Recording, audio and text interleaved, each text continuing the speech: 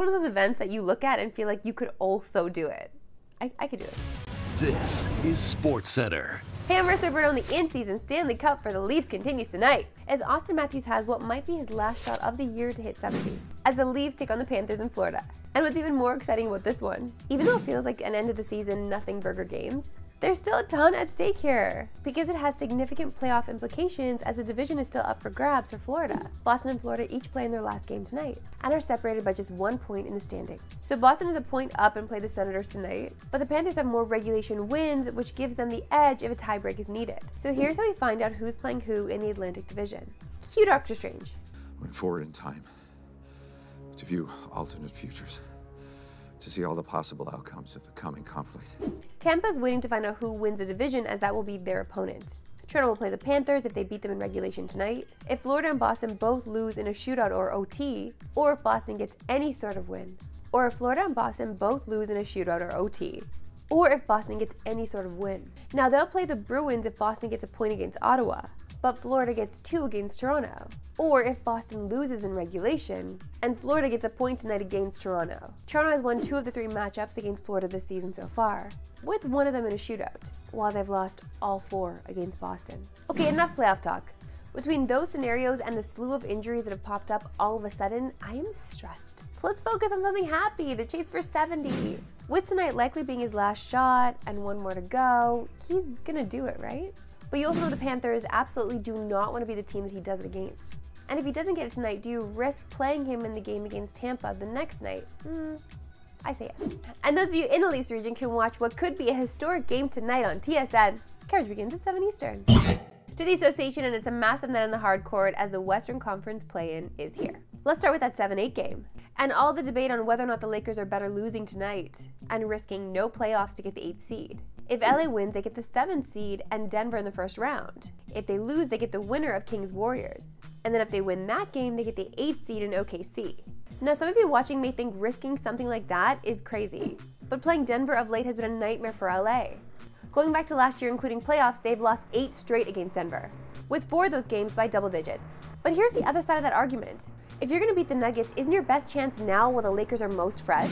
And if anything, the first round plays to LA's advantage as well, because it begins April 20th, and the second round doesn't start till May 6th or 7th, with a small possibility that it gets moved up to May 4th or 5th if things end earlier. So LeBron would be more rested in the first round than any other series in these playoffs. But one thing that's out of their control for tonight is the health of Anthony Davis, who's questionable for the game with a back injury. Now, the late game isn't getting as much hype. But come on, people, aren't you forgetting the 7 magical games these 2 teams gave us last year?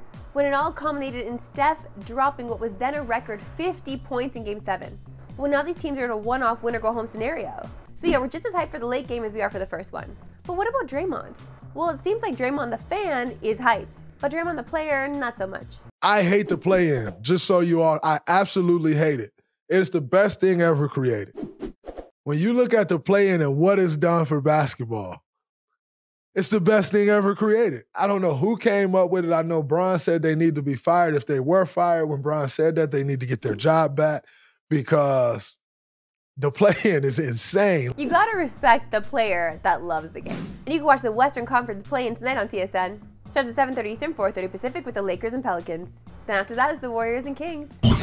To the NFL, and things are starting to get crazy in the wide receiver market, as 2 of the best in the game did not attend voluntary off-season workouts, as both Justin Jefferson and CeeDee Lamb are awaiting new contracts.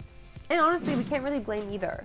Jefferson is arguably the best receiver in the game, while CeeDee was maybe the best last season, as he was first in the NFL in receptions by far, 2nd in yards, and 3rd in touchdowns.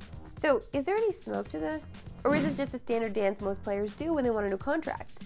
Here's Adam Schefter. He doesn't seem to be happy about it.